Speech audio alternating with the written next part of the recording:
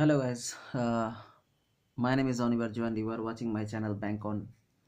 Before starting the video, I request to you please subscribe my channel for getting more videos on get mathematics or aptitude or get related something, some courses, other courses.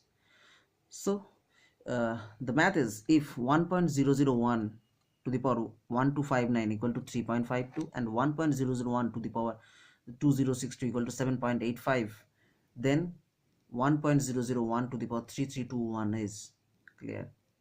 तो ये maths देख के आपको ये शायद लगेगा कि इस मैथ्स को करने के लिए आपको कैलकुलेटर की ज़रूरत है, मगर नहीं. अब इस एक ट्रिक से इसको बहुत आसानी से एक ट्रिक से आप इसको सॉल्व कर सकते हो. वो ट्रिक्स क्या है?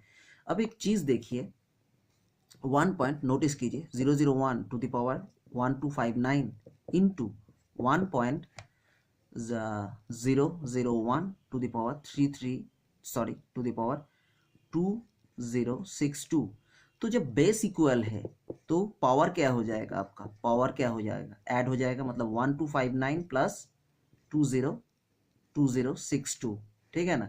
तो इसका इसका वैल्यू आ रहा है 1.001 और पावर आपका ऐड करके आपका आ रहा है 3321. यही चीज आ रहा है, मतलब इन दोनों को मल्टीप्लिकेशन करके आपका यही चीज आ रहा है. ठीक ना?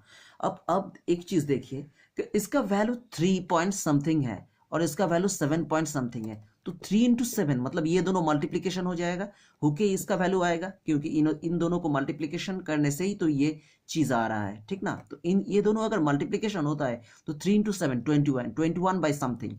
तो फर्स्ट आंसर नहीं होगा क्योंकि 2.23 ये 21 नहीं है. यहाँ पे भी 4.33 नहीं होगा और यहाँ पे 11.37 नहीं होगा.